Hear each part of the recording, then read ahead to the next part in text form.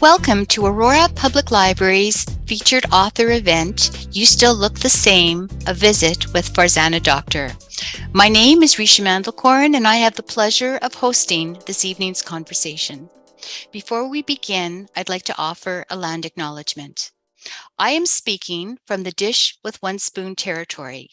The Dish with One Spoon is a treaty between the Anishinaabe, Mississaugas, and Haudenosaunee that bound them to share this territory and protect the land. Today, this gathering place is home to many First Nations, Métis, and Inuit peoples. As settlers and newcomers, we have been invited to share this territory. And there is only one spoon. That means that we have to share the responsibility of ensuring the dish is never empty, which includes taking care of the land and the creatures we share it with. Importantly, there are no knives at the table, representing that we must all keep the peace. In that spirit, we honor all who came before us, our own ancestors, as well as the original Indigenous caretakers, named and unnamed, recorded and unrecorded. I would like to now call on Lucy Frechette to go over some of the tech details for this evening. Lucy, can you come on, please? Thank you, Risha. Hi, everyone. Just a few tech tips before we start today. Zoom offers a couple of different viewing options, which you have controls over. You have gallery and speaker view, and you can find that at the top right hand corner of your screen. So feel free to tinker with that and pick what you prefer. Closed captions are also available to you. So all you need to do is hover at the bottom of your screen where you see the CC icon and enable the closed captions. After Farzana reads tonight, I will also promote everyone in the audience. So you can open up your cameras and we can all engage if you wish and ask questions, voice your questions that way. All you need to do is accept my promotion and your cameras will be on, or during the Q&A, you're also free to type in your questions and Risha will read them out. Lastly, we are recording this session and it will be part of APL's archives of author events. And that's it. Over to you, Risha.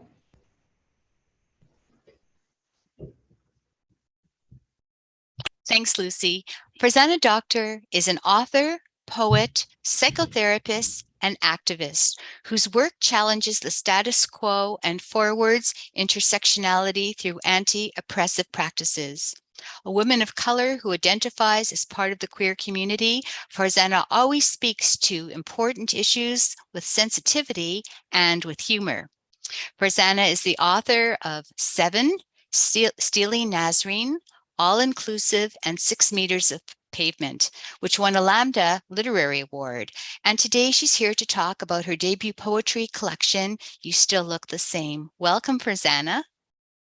Thank you so much, Richia, and also thank you, Lucy, and thank you to all of you who are here today. It's a sunny evening where I am, and so I really appreciate you coming and being online with us tonight. Thank you, Farzana. So I want to start by saying how much I loved not only the varied forms of the poems, but the actual structure of the book.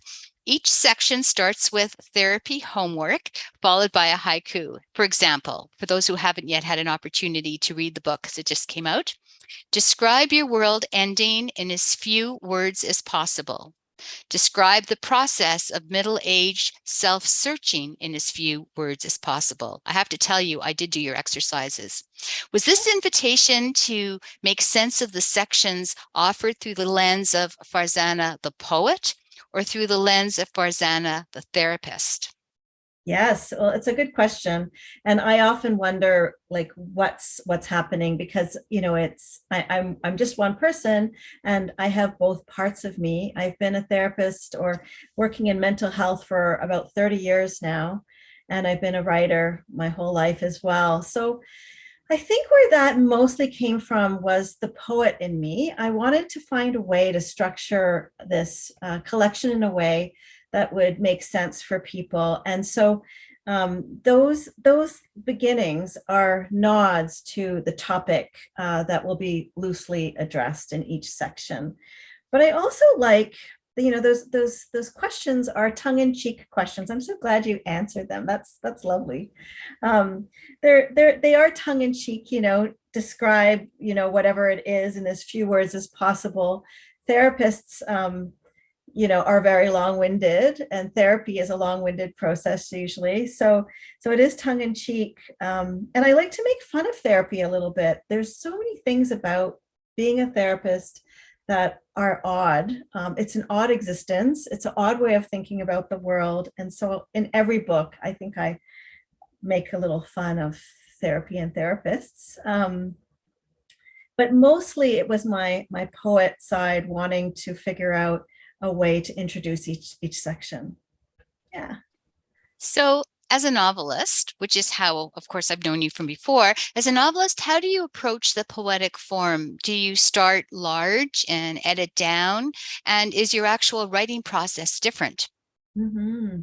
Yeah, I've been writing poetry since I was very young. So poetry for me was kind of this playful thing. When you have a good teacher in school who teaches you about poetry, it does become a playful thing. Some of us maybe didn't have such good experiences, and I know many people who are intimidated or they don't really understand poetry. It makes them feel stupid. But I had a good experience, and so it was always play for me. And I often wrote poems while I was writing my novels because I needed a little break. So I think I've always approached it kind of in a playful, open-ended way. I always start big and go small with every form of writing.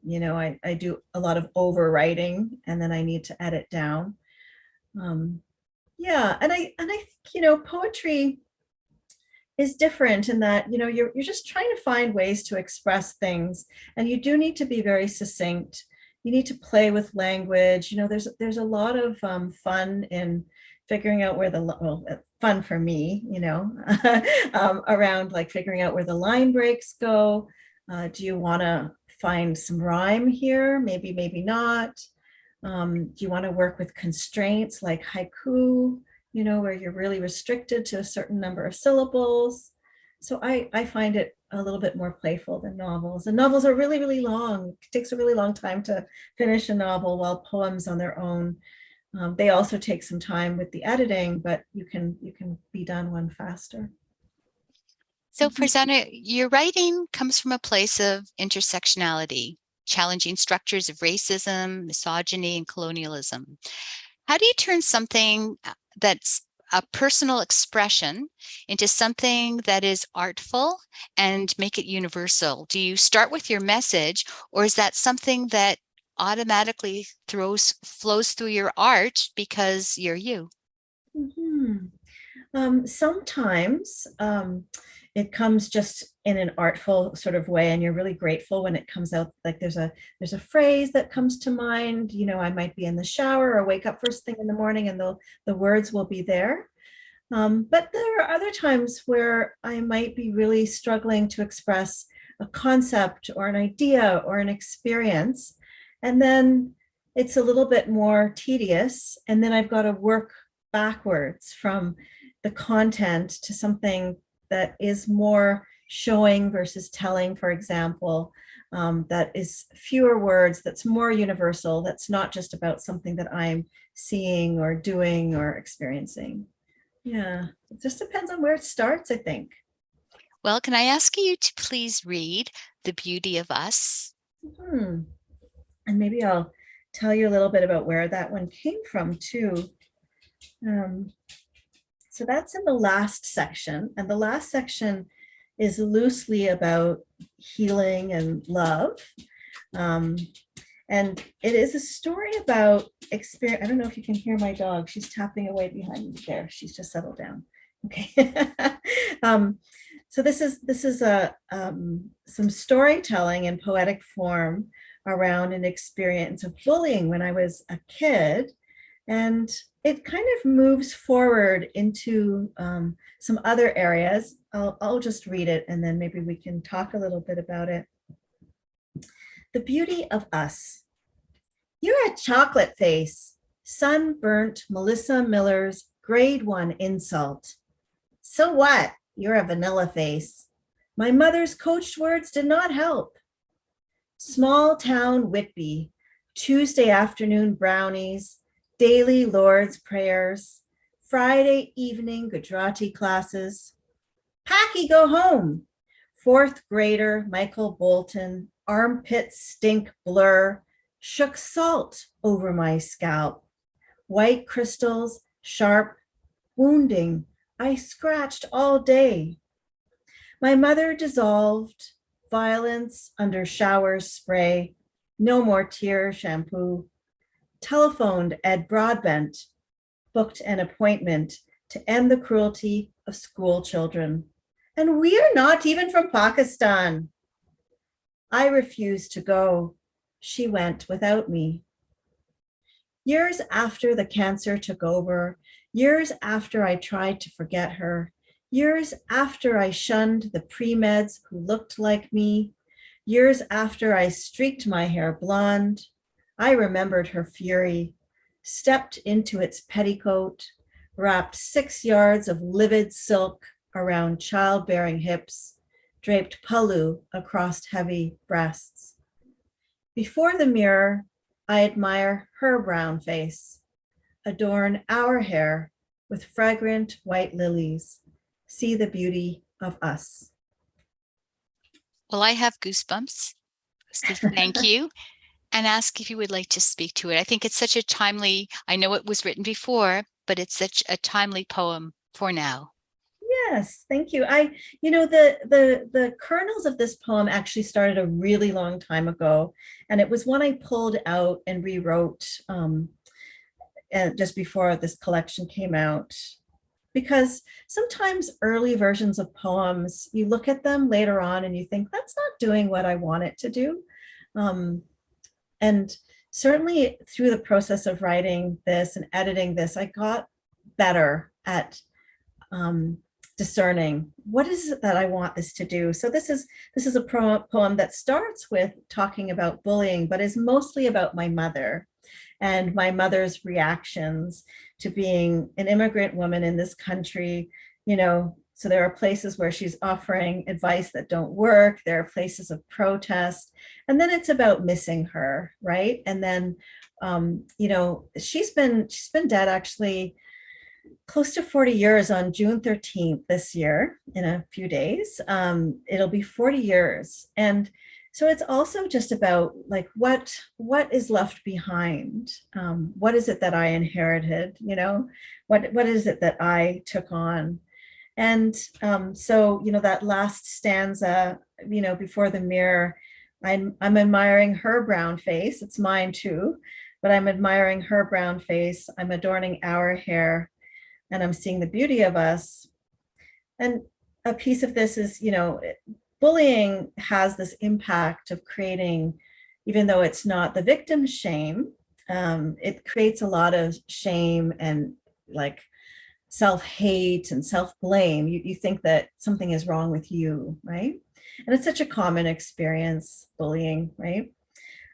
So the admiring the beauty of us is really about being able to come through that experience to the other side of it. So Thank you. yeah. So we're all celebrating Pride this month and 365 days of the year. I absolutely loved open mic at Beirut Helem. So did I pronounce that correctly, Helem? Yeah. Can we celebrate our true selves with a reading of this poem? Sure.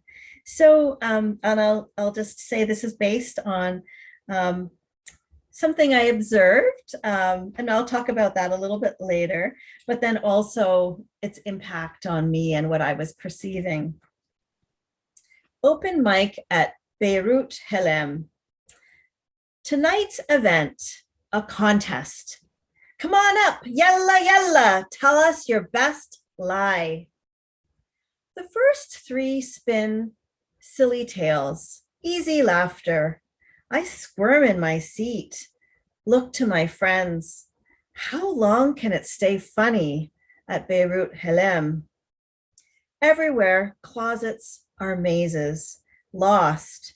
You turn back only to find someone's locked you in. whispering God's name, guarding the key. But alhamdulillah, the stories tonight are about exits, some as small as cat doors. Next up, a young man grabs mic in both hands. I went to nursing school, plausible night shifts, pious excuses to dance cheek to cheek with my boyfriend. Then a woman in ripped jeans. Can you believe I make up imaginary friends? Layla, Noor, Yasmin. When my parents ask, I don't reveal Habiba, Roni, Haneen. Stories echo through the hall, my heart an anchor, solid, sinking. I remember, whisper, Bismillah Rahman Rahim. The winner, last to take the stage, a wistful hijabi. My mother suspected, but begged me to spare her the truth. Thank you for that. And would you like to elaborate a little bit on that poem? I think it was actually one of my favorite in the collection. I shouldn't say that because they were all my favorites like children, but I really love that one. Oh, thank you.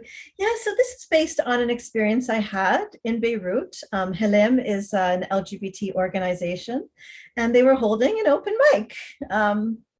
And I recall just sitting there and thinking, wow, like this is a place where it's difficult. It's really difficult to be out. Even the organizers let us know, I had a conversation with them, let us know that they were closeted, which is a very different experience in other parts of the world. You know, around, you know, in North America, probably, and in Western Europe, LGBT organizers are generally out, and that's how they can do that work. But even the organizers at Beirut Hilem had to be closeted for their own safety. So we're at this event and they're saying, you know, tell us your best lie. And of course, the lies end up, that the stories end up being lies about being closeted, because this is the biggest thing that these folks needed to talk about that night. So I fictionalized some of the stories, but this was the tone. And I just remember feeling so many things. One, remembering when I was very, very young and closeted, I had a pretty good experience myself. You know, when I eventually came out, my family was great, and, you know, there weren't a lot of barriers. I came out at a time before there were, you know, some of the social justice gains we've had, like civil rights. Some of the civil rights stuff wasn't there. You know, people were still scared of being evicted from their homes and losing jobs if they were outed.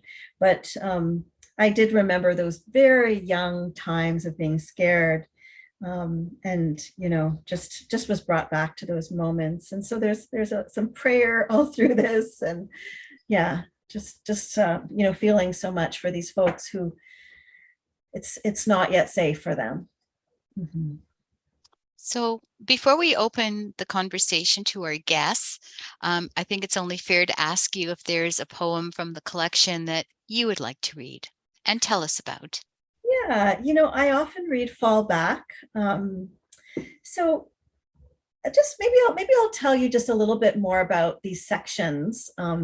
So, you know, they start with these therapy questions answered in haiku, but all of the sections overlap in theme, of course. You know, the first section is about loss. So it's about a breakup that I went through in my very early 40s from a long-term relationship. But, you know, one loss tends to bump up against other losses. So then other losses I talked about. And then the second section was about middle-aged self-searching. So, you know, for those of you who have gone through breakups, you know that, you know, you're adrift for a little while, and there can be this process of trying to figure out, like, who are you now? And I did some online dating for the very first time in my life in my early 40s. So there's some of that, some, you know, travel stuff. And then the next section is loosely about trauma and all of the various ways. So, you know, there's the bullying stuff, there's other forms of racism, there was patriarchal violence. So there's a number of things that are in that section, including some stuff that's very much inspired from my activism around female genital cutting. And then in the last section, it's loosely based on healing and, what does healing mean, and falling in love again. So those are basically all of the things that happened through my 40s. This was a decade that really challenged me in ways that I don't think I've ever been challenged before. And all of this happened while going through perimenopause. And for those of you who have experienced that, that that's also a challenging time. So that's something I just wanted to say. But I often read this poem, Fall Back, because someone asked me, or I was actually at a reading and they were reading what they said was their favorite poem. And I asked what makes a favorite poem, because I wasn't sure which was my favorite poem. And then I figured out this was the one. And it's the one that still touches you and makes you, tear up, even though you've read it so many times because you've edited it, so many times, and then maybe you've read it for events. So this is another mom poem, and that's why it's an important one. So this is called Fall Back. Daylight savings, you say. Let's see 2 a.m. twice. Shut down the club, you and me and all of humanity, sweating gratitude onto beer-drenched floors. My head aches, limbs leaden. Can't I just have an extra hour of sleep? With wide eyes, goading grin, you ask, but what if this hour is a silver locket holding every shiny wish? I close my eyes, think, any wish? I'd sit hip to hip with mom on a park bench, show her all my Girl Guide badges, read my valedictorian speech, offer a tour of my garden. I'd ask her if it's true she visits me in dreams, flickers overhead lamps, leaves me coins, feathers, played matchmaker so I'd trust love again. I'd beg a slideshow, her 38 years alive, 11 when she was mine, color in outlines, memories long faded. I'd press her for stories, her final 40 minutes, the 40 days after, and the 40 years since. I'd use every expansive second, seek her advice, capture every detail, hold her hand, for by the end of the hour, she'd be gone. So that's my favorite. Thank you. Thank you, Farzana. So we're now going to open up the conversation to our guests. And Lucy, come on camera now. Lucy is going to, if you would like to speak directly, we have a small group and we want it to be intimate because Farzana's poetry, actually all of your writing, Farzana, is very intimate. We've met a couple of times, but I really feel like I know you because you're so honest in your writing. If you would like to speak to Farzana directly, as opposed to only going through the Q&A, please allow your camera. And if you want to ask a question, just put in a raise hand and accept Lucy's invitation to promote you. And then you can ask your question to Farzana directly. And if you would prefer not to, then feel free to go into the Q&A. So welcome, Eleanor Joy. How lovely it is to see you this evening. We go back a long time. This is very personal. So delighted. And Farzana, I want you to know that Eleanor is joining us from British Columbia this evening. I know all of these things about our wonderful guests. and do feel free to unmute yourselves if you'd like to ask a question. And I'm very happy to talk about this book or any of the books or writing or whatever you'd like to talk about.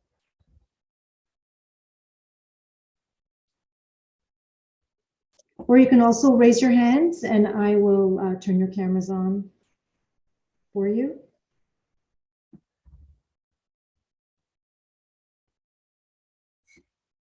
There's one question. Oh, but it's a partial question. It didn't finish. So I'm waiting for the rest of the question to come through. But for the people who are on right now, if you would like to just speak with Farzana directly, just. click the raise hand and Lucy will unmute you and you can speak, which is much more of an intimate way of having a conversation than typing it in. Yeah, feel free. Yeah, go for it, Elizabeth. You have to unmute yourself. There you go. Yes. Lovely. Go ahead. I have a question for you, and it's a small question, but it's a big question. And it is, how do you cope with having to deal with really difficult situations? Like, it's one thing to be a psychotherapist, it's another thing to go through. Can you elaborate a little bit? That's a big question for sure. My training as a psychotherapist has definitely helped me in understanding, how to cope with difficult things. But like everybody else, when something major happens, I fall apart too. And I have to really rely on my community, and my community of friends and family have been there for me, and also therapists. And writing also helps me to sometimes create a narrative. Even if I'm writing fiction, it helps me to create a narrative to help me make sense of all of the murky, confusing feelings that might be there. But yeah, I think coping needs people. It needs our loved ones to take care of us and hold us up. Great. Thank you so much. This is a very good question that came in through the Q&A. I would like to hear your answer to this. How attached to the beautiful nuggets do you become? They're just like a love letter that represents a moment or many in your life. I think this is a poet asking the question of you. How attached? That is a really nice question. I think I'm quite attached to my own writing, because you spend so much time with it. For me, I am a writer whose first drafts are really ugly. And then I go back and I go back and I go back and I go back. And I'm most attached to the writing that I feel I was really successful with, that I figured out a problem. There was some kind of puzzle that took time to sort out, and I managed to do that. But then on the other hand, you can't be that attached, because once it goes out into the world, it starts to become owned by others. And that's good, right? We want people to read it. We want people to ingest it understand it in the way that they want to, in the way that makes sense to them. Maybe one of my poems about falling in love will, help you to make sense of one of your falling in love experiences. And then it becomes your own poem. So attached, but also not attached at some point. Yeah.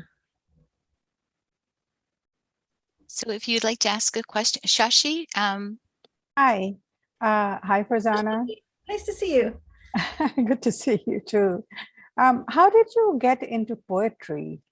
And other than just, emoting and expressing your feelings, did you do any study about poetry to make it relevant to the rest of the world? A little bit, yeah. So it started out just as playfulness and, trying to express myself. And later on, it became, how do I make this a good poem? How do I make this interesting to other people? How do I make this crisper and all of that? And I think I was doing that a little bit just on my own, trying to sort that out, reading a lot of other people's poetry. Reading a lot of any writing always helps, right? But I did have a very formative experience. I applied for a grant from the Ontario Arts Council called the Chalmers Grant. I don't know if it still exists, but it's a grant that is specifically there for experienced writers to further develop or move into some other form of writing. And I knew I had all of these poems. I didn't know if they were any good or, and so I decided I wanted to write, I wanted to work with a poetry mentor. And so what that mentorship looked like was we chose 10 poetry books. All of them were BIPOC writers. And we just studied the poems and we talked about both form and content. And it was the form conversations that were really new to me at that time. Understanding why poets would make certain kinds of choices with the writing. And so that really kind of blew my mind wide open. And I started going back to some of my old poems and started experimenting in new ways. And that poetry mentor was Sonnet LeBay. And she also had a look at a few of the poems that I sent to her, and she gave me some feedback. And I made changes based on that feedback. So that was pivotal because she was really encouraging. And you know how far encouragement can go when you're feeling like a beginner again, or you're feeling insecure about your work.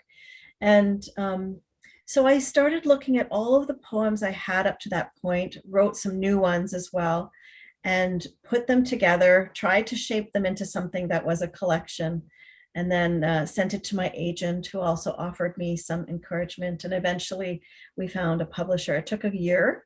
But then we found a publisher, and then I needed to do a lot more work. I worked with another editor through the press, and it looks so different from what I submitted to what exists now. It's really different. And this is all because of these people who acted as teachers for me, right?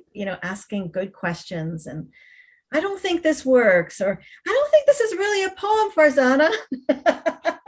So that was how that whole process developed. And I still kind of feel like, I know I have a good poetry collection, but I still feel like there's so much to learn. I don't feel that way as much with novel writing. There's still things to learn there too, but I don't feel the same way there. Diane. Hi, Farzana. Hi, Diane. how are you? I'm good. How are you? Good. Nice to It's see nice you. to see you. I just want to say how proud I am of you and what you've accomplished. And I've read your book, most of this anyways. The one that resonated with me was Blame It on Childhood #2. It talks about the loss of your mom, and I really feel the loss of your mom and the effect when I read your poetry. So Yeah, thank you. Do you want to say how we know each other? I used to be her babysitter when she was a child. Isn't that amazing? How this works? Actually, I don't even know how old you were when I babysat you and your sister. Yeah. I don't Obviously, it was know. before your mom passed away, but not that many years prior to that. So. Yes. I was 11 at the time, so you probably were still babysitting, unless my sister maybe started babysitting me. I think so, because I had stopped babysitting you when your mom passed away, and that was pretty soon after that. But yes, I feel the pain. I can picture your mom when I'm reading these, and yeah. And Yes. your dad. She really became, I didn't expect it, but she became, she's just probably in like maybe 4 or 5 of the poems, but she really became an important part. And that wasn't something I had imagined. I was like, I'm writing this collection about the decade of my 40s. I didn't think I'd be writing so much about her. Well, and I was in my 30s when I lost my mom. My mom passed away of lung cancer. She was diagnosed when she was 59. So I can feel the pain of losing a mom. Obviously, I wasn't a child, I was an adult. So it is a bit different, but I do relate to some of that. I think grief poems can really do that. I was just reading a collection called Bloodroot, and it's about somebody who's in her 50s when her mother is dying, and she's accompanying her mother through that. And my experience is so different. It's childhood, but I was like, oh, I'm really understanding things through this lens now. So I think grief is grief, right? Yeah. We We have Right. another comment through the Q&A, but I want to say when I invited everybody to an intimate conversation, I want to thank you so much, Diane, for speaking, because it brought a different level of intimacy and one that all of us at some point have or will experience. And it's partially the universality of what makes poetry, is that it is emotions that touch all of us. So I want to thank you for bringing that out and for Yeah. sharing that. There's in the Q&A, one of our attendees says, your poems are really poignant. Loved listening to you. And maybe now would be a good time to mention about the fact that You Still Look the Same is also an audiobook. Yeah, so thank you for that comment. Yeah, so I really wanted to make this into an audiobook because, well, one, I really like audiobooks and I've started listening to more audiobooks, but I understand that poetry is intimidating for some folks, and I thought maybe having an audiobook would be a way to reach more people and make it more accessible. I think that most of the poems, maybe not all of them, but I think most of the poems are fairly accessible because they're written in kind of a lyric or narrative style, which is a lot of like storytelling, but through a poetic form. But that's, yeah, the audiobook is out there for people who like audiobooks, and hopefully the library has one. Maybe Richie, you'll you'll get it. And it's narrated by, mostly 3/4 of it is narrated by an actor named Ulka Mohanty. And so whenever you get actors on board, it becomes just so beautiful. You know, they just know what they're doing. I narrate just a few of the poems, the section header poems. If you would like to ask a question directly, just click on raise your hand and Lucy will unmute you. And if you would like to ask a question in the Q&A, just please type it in and I'll ask it on your behalf. Eleanor?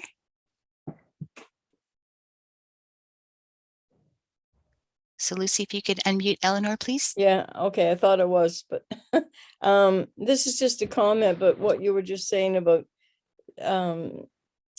feeling something like grief through somebody else's experience in the poem. So it's a little different, but it's the same, I think. Here in Parksville, BC, where I'm living on Vancouver Island, there's an art exhibit in one of our art, I don't know, what do you call them? Whatever, centers. Sorry. And somebody has created these wonderful, I'll call them statues, but out of wire. And it's basically all white. And it's the most incredible thing that we have ever seen. And some of them are huge and intricate. And it's like, you've just never seen anything like it. Anyway, there's a woman who is blind, and a friend of mine took her over there to see this art exhibit, see it, she's blind. And she was able to touch all the pieces. It just makes me cry to think of it. And she absolutely loved it. And she spent over half an hour talking to the artist. And later, the artist said she really appreciated what this blind woman was saying about her artwork, because she'd never seen it in that perspective before. And I don't know what the comments was she got out of it, but it's just like what you were saying with Diane and experience. And I don't know why I'm crying. Oh, it's lovely. Keep crying. It's good to cry. That's my psychotherapist self saying. Says the psychotherapist. Yeah, no, there was something about that that really touched you, right? That made some sense to you really in a deep way. And I think that happens for me a little bit too when people read and really love a piece of the work, or sometimes academics. There's an academic, Balraj, who made that comment. She's an academic, and I find when academics read the work and interpret it, it's so beautiful when people interpret it in their own way, right? You know that it's gone straight to their core. So thank you for sharing that, Eleanor. I think actually not only from a therapist perspective, but isn't that really what makes great art? Is the ability to move people, whether it's, into tears or to laughter or whatever. That is what art is all about. It's not academic or passive or separate. It's really great when it touches your core. So I think it's the human condition and the ability to express and share the human condition. Absolutely. Yeah. If anybody else would like to speak to Farzana directly, if you just raise your hand, Lucy will unmute you. If you'd like to put a question in the Q&A, please feel free. Elizabeth. Yes, Farzana, I'm a bit of a podcast geek, as I know you are.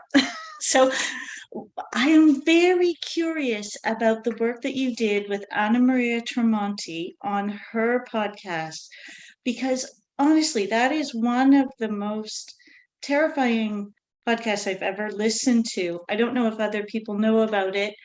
It is this Anna Maria Tremonti is this fabulous CBC reporter. She's been working in journalism for years, and she just released a podcast about how she was abused in a marriage when she was quite young, and how Farzana worked with her to sort of, I don't know how else to say it, unpack. Yes. Do you want to go on and tell us about that?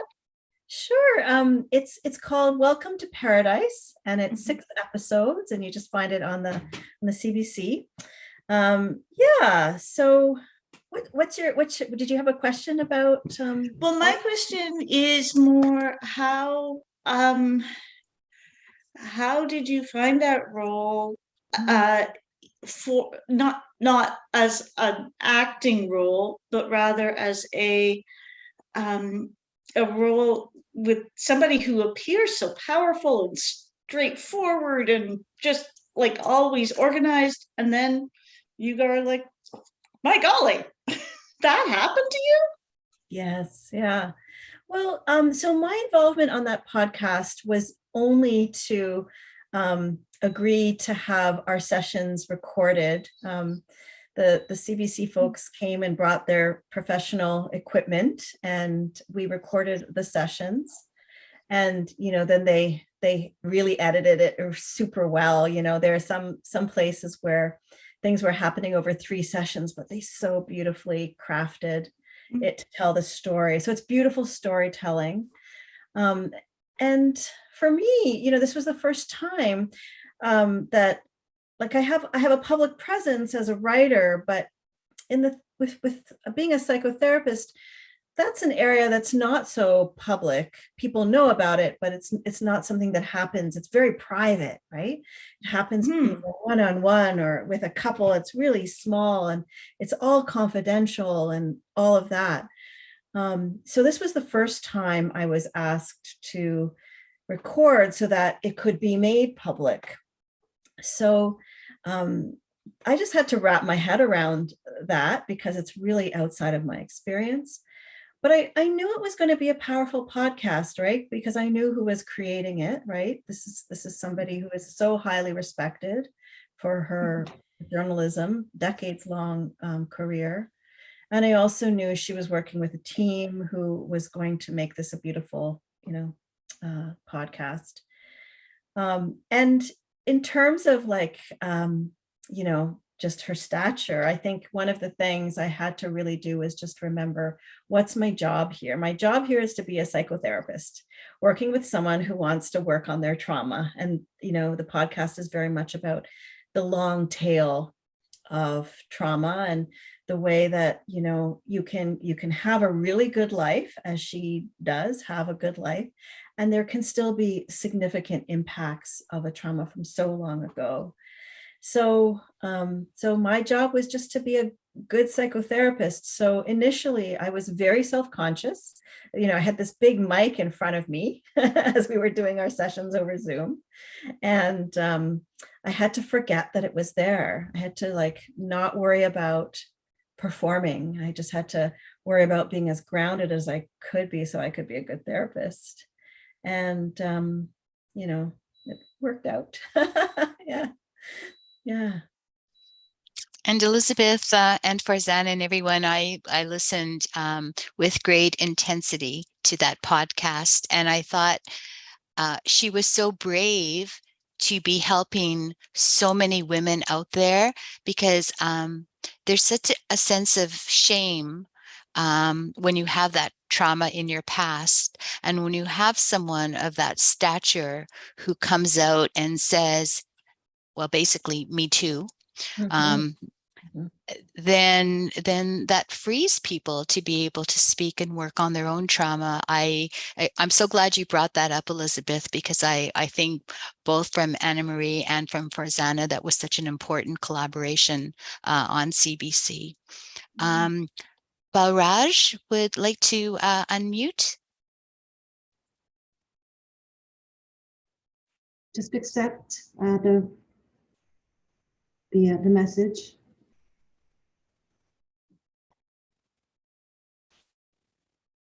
I wonder if, are you able to do that, Balraj?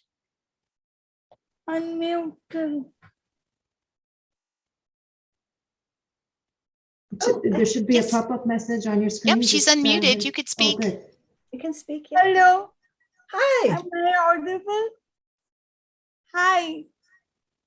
I just wanted to say that I love listening to you, and your poems are really poignant and insightful, and it did resonate with me. Oh, thank you. Thank you. I'm so glad they resonated with you. Yeah. Did anybody else want to either make a comment or put a question in the Q&A? Do a final round. Eleanor? Okay, can you hear me?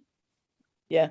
I just wondered if you, along with everything else, if you have a bit of a spiritual practice that you use to get yourself grounded and whatever. Yeah, I definitely do. So one of the things that I've studied a little bit because of my psychotherapy practice is mindfulness. So meditation's a really important thing. I use it a lot before bed as a way to wind down. I'm also, you know, my ancestry, we're Dawoodi Bohras and, you know, Muslims. And so there are aspects of that that, you know, also come into my spiritual practice. But I would say that I'm more spiritual than religious in terms of following all the rules. I also really enjoy stuff like reading tarot cards. One of the things I like about that is that, you know, tarot cards are just full of metaphor, right? So when you're reading a card and you're trying to figure out what it could mean for you, it helps you to go just a little bit deeper, right, into your own like under the layers of what you're thinking about to what you're feeling and what might be a little bit bigger than you. And yeah, so I like those kinds of spiritual practices as well. I like talking to psychics, that kind of stuff as well. Oh, you're a woman after my own heart. Big hug. Where actually do you live? Are you in Toronto or Whitby Yes. or where? In Yes, Toronto? Yeah. yeah. Okay. Mhm. So Eleanor, when you come back to Ontario to visit your old friends in Aurora, you can whip by Farzana and say hello. And I should also maybe just say that Word on the Street is happening this weekend, June 11th and 12th at Queen's Park. It's going back to the park from Harbourfront, which is lovely to be outdoors. And Farzana is going to be one of the guest authors presenting. So I might see some of you down at Queen's Park on Saturday while we do the whole literary wonderful afternoon when the sun will be shining. Yeah, let's hope the sun is shining. My appearance, if people are interested, is on the Sunday at 1 o'clock. And I'm also going to be sitting at the Dundurn table just to chat with people at 3 o'clock. Perfect. So You Still Look the Same is available at Aurora Public Library. I know it's out I know there are holds on it. Put your holds on it so we can get more copies, but you can also get your own copy from freehand-books.com. And if you put in the code Dr.20, you get a discount on it. So poetry is meant to be read over and over again. So enjoy the book from APL, but you might want to have your own just so that you can keep on reading the beautiful work. And thank you, Diane. As our evening comes to a close, I want to thank the Writers Union of Canada, whose funding for authors to read in public venues made this evening's event possible. Of course, I want to thank Farzana Doctor for sharing her fabulous new poetry collection, You Still Look the Same. I want to thank Lucy Frechette for tech support. And most especially to you, our guests, for spending your evening with us. Good night, everyone. Happy Pride to everyone. Good night. Thank you. Good night. Thank you.